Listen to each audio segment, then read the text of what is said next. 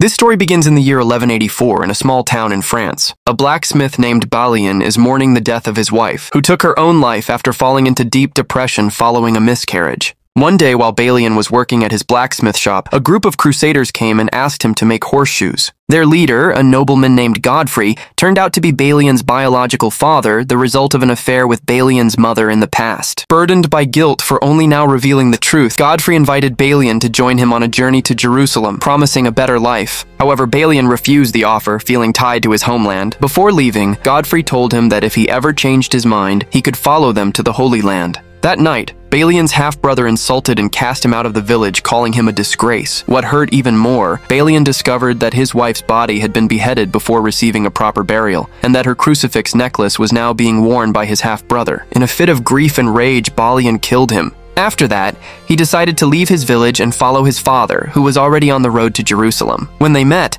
Balian asked whether the sin of murder he committed and his wife's suicide could be forgiven in the Holy Land. Godfrey simply replied, "We'll find the answer in Jerusalem." While resting during their journey, Godfrey began testing Balian's combat skills. He also taught him various lessons and basic swordsmanship techniques to prepare him for the harsh realities of life in the Holy Land. However, the atmosphere suddenly turned tense. Godfrey's nephew arrived with his troops carrying orders from his father to arrest Balian, who was deemed guilty of killing his half-brother. Godfrey flatly refused the request. He knew very well that his nephew was merely looking for an excuse to eliminate Balian and himself in order to seize the noble inheritance. The tension quickly turned into a sudden attack. Godfrey's nephew's troops launched a surprise assault. Many of Godfrey's soldiers were killed in the attack, and Godfrey himself was struck by an arrow in his body. Even so, they fought fiercely. The enemy forces were eventually defeated, and Godfrey personally killed his nephew in the battle. Only a few from Godfrey's side survived: himself, Balian, a trusted soldier and physician named David, and one other person. However, Godfrey's condition was very serious. The arrow lodged in his body could not be removed easily because it was too close to the rib cage and risked damaging the spinal cord. If the spinal cord became contaminated and entered the bloodstream, it could cause a severe infection. And indeed, not long after, Godfrey developed a high fever, a sign that his condition was worsening and his life was in danger. The next morning, their group finally arrived at the port of Messina, in the region of Italy. While lying weak, Godfrey delivered his final message to Balian. He emphasized that whoever became the king of Jerusalem in the future, Balian must remain loyal in serving him. He urged Balian to build the kingdom with conscience, to make Jerusalem a kingdom that resembles heaven, and to strive for peace between Muslims and Christians so that both could live side by side. That night, Balian was shocked by his father Godfrey's worsening condition. With labored breaths, Godfrey delivered his final message to his son: "Protect the weak. Do what is right, even if it costs you your life, and be an honest man no matter the risk." In the final moments of his life, Godfrey officially passed on all his rights and titles as the Lord of Balian to Balian. This inheritance was not merely symbolic, but a sacred trust carrying great responsibility in the Holy Land. Following his father's message, Balian prepared to sail for Jerusalem. Meanwhile, David, Godfrey's right-hand man, promised to follow within a week. However, Balian's journey did not go smoothly. The sea turned violent. The ships were struck by a storm, and many passengers perished in the tragedy. Only Balian survived, as if God was still giving him a path to fulfill his destiny. He awoke on a shoreline, drifting alongside the sword inherited from his father. In a weakened state, he saw a horse trapped and tried to save it, but after being freed, the horse ran off into the desert. Balian kept walking until he found a spring. Unexpectedly, the horse that had run away returned to him. He mounted it and began to explore the unfamiliar land. Not long after, he encountered a local nobleman and his servant. Arrogantly, the nobleman claimed that the land where Balian stood belonged to him and demanded that Balian surrender his horse. Balian refused and introduced himself as the new lord of Balian. This enraged the nobleman, who then attacked. In a brief fight, Balian killed him. The nobleman's servant, who witnessed everything, was spared.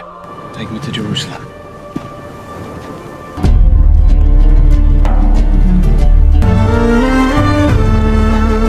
Rather than enslaving or imprisoning him, as was common at the time, Balian set him free as an act of mercy. Upon arriving in the outskirts of Jerusalem, the deeply moved servant thanked Balian. He revealed that the man Balian had killed was no ordinary figure, but a prominent knight among the Saracens, the Muslim warriors. Balian's actions and skills, as well as the way he treated his enemy with honor, would soon spread and attract the attention of Jerusalem's elite, both Christian and Muslim. From the port, Balian continued his journey toward Jerusalem. He first stopped at the site believed to be the place of Jesus Christ's crucifixion. There, he reflected in silence, contemplating what he should do with the legacy and great responsibility now resting on his shoulders. After resting overnight, the next morning, Balian buried his wife's crucifix necklace at the site as a symbol of farewell and redemption. The journey continued until he arrived at the gates of Jerusalem. Suddenly, a group of people approached him. They recognized the sword once owned by Godfrey, who was highly respected in the region. Upon learning that the noble title and authority had been passed down to Balian, the people welcomed him as a great nobleman. He was granted special honors, a luxurious residence, personal servants, and all the comforts he had never imagined before as a blacksmith. Soon after, David, Godfrey's right-hand man, arrived in Jerusalem and reunited with Balian. During their conversation, Balian confessed that his faith had begun to waver. He questioned many things, including justice and God's role in all the suffering he had witnessed. David, with a bitter tone, admitted that he no longer believed in any religion. In his view, too many people used religion as a justification for cruelty, fanaticism that blinded them, then was claimed to be the will of God. After that, David took Balian on a tour of Jerusalem. They passed an execution site, where 2 Crusader soldiers were hanged for killing Arab civilians. This was a strict enforcement of the law against breaches of peace. At that time, Jerusalem had been in a state of peace for 6 years. This peace was achieved through an agreement between 2 great leaders, King Baldwin IV, representing the Christian, and Salahuddin al-Ayyubi, Saladin, the Muslim war commander and king respected by the Arab people. Both agreed to maintain Jerusalem as a holy city open to all religions. However, the agreement also firmly stated that anyone who broke the peace would be sentenced to death without exception, just like the 2 Crusader soldiers now hanging at the execution post. After arriving in Jerusalem, Balian attended a dinner invitation with the nobility and key figures of the kingdom. Among those present were Tiberius, a war general and close friend of the late Godfrey, as well as a married couple, Princess Sibylla and her husband, Guy de Lusignan, an arrogant noble known for his deep hatred of Muslims. During the banquet, Guy displayed a condescending attitude toward Balian. He refused to sit and eat with him, looking down on Balian's status even though he had officially become a noble and the lord of Ibelin. Nevertheless, Balian maintained his dignity and chose not to be provoked by the insult. Soon after, Balian was summoned to the palace to meet King Baldwin IV, a young monarch suffering from a severe case of leprosy. His entire body had to be wrapped in cloth, and his face was covered by a silver mask. The disease had ravaged his body, and it was expected that he would not live much longer. In that meeting, King Baldwin gave Balian the command to protect and rebuild the city of Ibelin, Godfrey's homeland, as a tribute to his father's legacy. Balian immediately departed for Ibelin with a small group of Crusader soldiers. Upon arrival, he found the city in a dire state, dry, impoverished, and inhabited by people of various religions, Muslims, Christians, and Jews, all living in poverty. Without hesitation, Balian took swift and decisive action. He ordered the people to begin digging wells to search for clean water. After successfully finding a water source, they built a simple irrigation system using tree trunks to channel water to farmland. Slowly but surely, the once barren land began to turn fertile. Sometime later, Princess Sibylla arrived with her entourage and stayed temporarily in Ibelin. Her attraction to Balian was clearly evident. Over time, their relationship grew closer and eventually developed into something more intimate. While Ibelin began to flourish into a prosperous town, chaos erupted elsewhere. Guy de Lusignan, along with his ally Renaud de Chatillon, led a brutal Crusader assault. They attacked and slaughtered Muslim forces who were peacefully crossing the desert. This assault was a direct violation of the peace treaty that had been established between King Baldwin and Sultan Salahuddin al-Ayyubi. King Baldwin, enraged upon learning of the incident, understood clearly that a major war could no longer be avoided. He immediately ordered the royal army to prepare for battle. Assemble the army. And indeed, not long after, around 200,000 Muslim Saracen troops led directly by Salahuddin began moving toward Karak Castle, where Renaud was hiding. Hearing of this, Balian and his small force, who happened to be near the area, decided to confront them despite knowing the enemy greatly outnumbered them. Civilians around the castle were gripped by panic and quickly sought refuge. War became inevitable. In this uneven battle, Balian's forces were clearly in a very weak position and vastly outnumbered. The servant previously freed by Balian, who turned out to be a Muslim warrior, reappeared. As a gesture of gratitude for Balian having once saved his life, he now helped Balian and the trapped civilians, guiding them to a safer place. Not long after, the Crusader army under the command of King Baldwin arrived in full force. A meeting between two great powers became inevitable. King Baldwin and Sultan Salahuddin al-Ayyubi met face-to-face for negotiations. In the meeting, Salahuddin emphasized that his intention was not to start a major war, but to demand justice for the actions of Reynald de Chatillon, who had violated the peace agreement and attacked Muslims. However, King Baldwin insisted that Salahuddin's forces retreat back to Damascus. He promised to severely punish Reynald in order to avoid wider bloodshed. After weighing the situation, Salahuddin accepted the agreement. The large-scale war was averted. The two leaders parted ways in a tense but respectful atmosphere. After the negotiations, King Baldwin entered Kerak Castle and confronted Reynald. Without delay, Baldwin harshly reprimanded Reynald for disgracing the kingdom and endangering the peace. As a form of humiliation for his betrayal, Baldwin removed the glove covering his hand, which was covered in leprous wounds, and ordered Reynald to kneel and kiss the wound as an act of apology and redemption. After that, Baldwin punished Reynald by repeatedly striking him with a staff. Tiberius then announced that Reynald would be thrown into a special prison as punishment. However, the crisis was not over. King Baldwin's health continued to deteriorate, and everyone close to him knew that the end was near.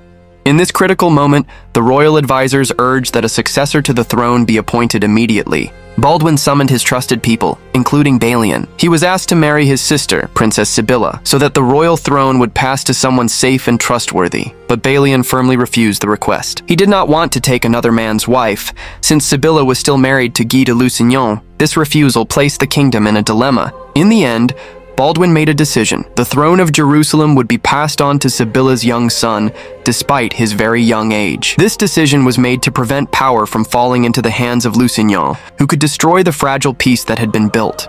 Tragically, that would be the last time Baldwin saw his sister. Not long after, King Baldwin IV passed away, and in accordance with his will, Sibylla's son was officially crowned as the King of Jerusalem, even though he was still very young. Jerusalem was in a state of confusion. Sibylla's young son was now officially crowned as king. Deep in his heart, he might have wondered, "I'm just a child. Why must I become king?" But not long after the coronation, Sibylla discovered something truly horrifying. Her son was suffering from leprosy, the same disease that had taken her brother King Baldwin's health and future. This was revealed when hot liquid dripping onto the boy's skin caused no pain at all. Realizing this painful truth, Sibylla was overcome with stress and fear. She did not want her son to suffer the same fate as Baldwin, to live in prolonged misery, isolated and imprisoned by his own body. On top of that, the burden of being a king was far too heavy for a child who could not even comprehend the meaning of power. In despair and deep love, Sibylla made a tragic decision. She ended her own son's life by dripping poison into his ear. She chose to lose her child rather than see him grow up in endless suffering. News of the young king's death quickly spread. Guy de Lusignan, realizing that he was now the heir to the throne, acted swiftly. He ordered 3 hired soldiers to kill Balian, whom he saw as the only threat to his rule. However, those 3 soldiers were no match for Balian. With the fighting skills inherited from his father, Balian succeeded in defeating and killing all of them. Meanwhile, Lusignan visited the prison where Reynald de Chatillon was held. He freed Reynald so that he could help him once again in his mad plan to wage war against the Muslims. The following day, Guy de Lusignan was officially crowned King of Jerusalem. It didn't take long before brutal actions resumed. Under his command, Reynald and his troops began a massive massacre of Muslims living in or passing through their territory. Even the younger brother of Sultan Salahuddin al-Ayyubi fell victim to this savage slaughter. Upon hearing the news of his brother's death, Sultan Salahuddin was overwhelmed with rage. As both a warning and a statement of seriousness, he sent troops to Jerusalem to retrieve his brother's body. At the same time, he issued an ultimatum to King Guy de Lusignan: surrender or be prepared to face the consequences. However, with an arrogant and brutal attitude, Guy de Lusignan instead killed one of Sultan Saladin's envoys as a form of rejection toward the ultimatum that had been presented. This act became an open declaration of war against the Muslim Caliphate led by Saladin. As the Crusader army began preparations, Balian tried to offer wise advice. He suggested that the troops should not leave the protection of Jerusalem's fortress. According to him, attacking beyond the walls would only result in a great disaster. The barren and distant battlefield would complicate logistics, make water scarce, and leave the soldiers vulnerable to dehydration. Furthermore, their physical condition was far inferior compared to Saladin's well-organized troops. However, that advice was flatly rejected by Lusignan. He even insulted Balian, calling him nothing more than a blacksmith unworthy of giving an opinion on military strategy. With arrogance, the entire Crusader army eventually set out for the battlefield. Meanwhile, Balian, General Tiberius, and a few other soldiers refused to join. They realized this decision was merely the beginning of destruction. And sure enough, what Balian had feared came to pass. The The Crusader army suffered extreme thirst and exhaustion during the journey. Many of them fainted even before reaching the battlefield. On the other hand, Saladin's forces were fully prepared and in prime condition. They employed psychological tactics. Muslim cavalry kept circling the Crusader army, stirring thick clouds of dust toward the enemy, worsening their thirst and confusion. With superior strategy and physical readiness, the Muslim army easily destroyed the Crusader ranks. Only a few managed to survive. Among those captured alive were Guy de Lusignan and Reynald de Chatillon.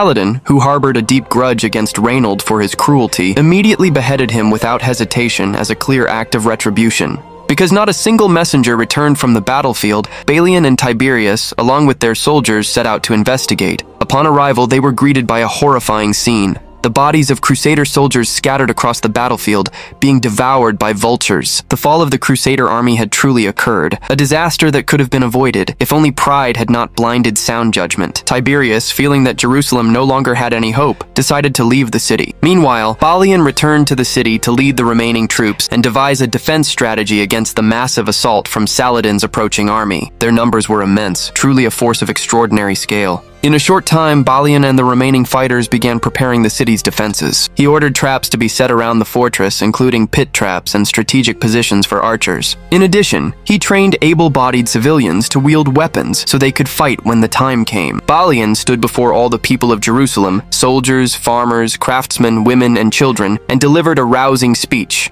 He emphasized that their struggle was not merely to defend a piece of land or the name of a kingdom. Jerusalem, Balian said, is a holy city for three great religions: Islam, Christianity, and Judaism. No single group has the absolute right to own it. Al-Aqsa Mosque for Muslims, the Church of the Holy Sepulchre for Christians, and the Wailing Wall for Jews. All are sacred places that must be protected together. Night fell. Saladin's forces began bombarding Jerusalem's walls with siege weapons, hurling massive fireballs toward the city. However, the walls of Jerusalem were built incredibly strong. Attack after attack was still not enough to bring them down. Meanwhile, Balian chose not to retaliate that night. He knew that a counterattack from within the city was not yet at an effective range. He waited for the right moment. The moment when defense could turn into a deadly offensive. The Great War had not yet begun, but Jerusalem was ready. With spirit and conviction, they stood united, not just as a Christian army, but as guardians of the honor of a holy city for all of humanity. The next morning, after the Muslim forces completed their congregational prayer, the battle resumed. Both sides launched projectiles at each other, including fireballs and large stones aimed at opposing fortifications. Attack after attack continued, displaying the intensity of the war. Saladin's forces then approached Jerusalem's main fortress. They began deploying various siege weapons, such as siege towers and battering rams, to break into the city. Balian immediately ordered his entire force to hold their ground and repel each wave of attack. Days passed. The battle raged on without rest, claiming a great number of lives on both sides. Jerusalem was flooded with blood and fire. The holy city turned into a relentless battlefield, until one morning, Saladin's troops discovered the weakest point in Jerusalem's defenses. With a well-executed strategy and full force, they finally breached that section. The Muslim forces managed to enter and quickly gain control of the city. However, despite having won the war, King Saladin displayed his magnanimity. He personally met with Balian and offered a peaceful agreement. Jerusalem would be handed over entirely to the Muslim forces, and in return, all remaining Crusader soldiers and surviving non-Muslim inhabitants would be granted amnesty and protection. Saladin promised to allow them to leave the city safely and to be escorted to Christian territory without harm. Even King Lusignan, who had previously ruled Jerusalem with an iron fist, would be allowed to live and left to fate, to the will of God. Saladin's merciful conduct stood in stark contrast to the Christian conquest of Jerusalem nearly a century earlier, when the entire Muslim population was mercilessly slaughtered. Saladin proved that true strength lies not only in military victory, but also in justice and humanity. Balian declared that he was not someone who thirsted for power or honor. He surrendered the entire city of Jerusalem to Saladin in order to save the lives of the inhabitants and prevent further bloodshed. Seeing Balian's sincerity and wisdom, Saladin accepted his decision with respect. Balian then addressed the people, informing them that Jerusalem would be handed over peacefully, and that everyone would be escorted safely to Christian territory. He also said that if the place was truly the kingdom of heaven, then let God alone determine its fate according to his will.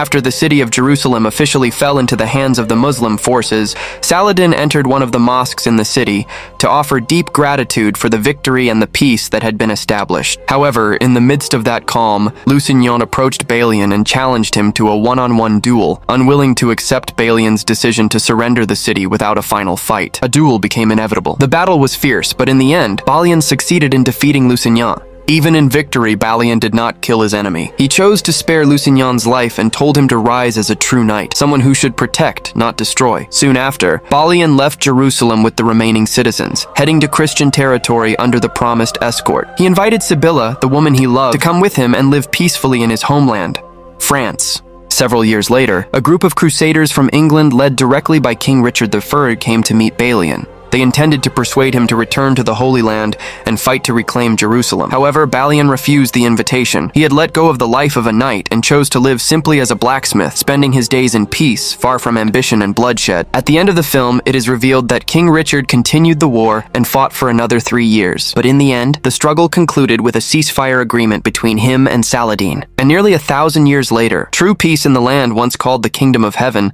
has still not truly been achieved.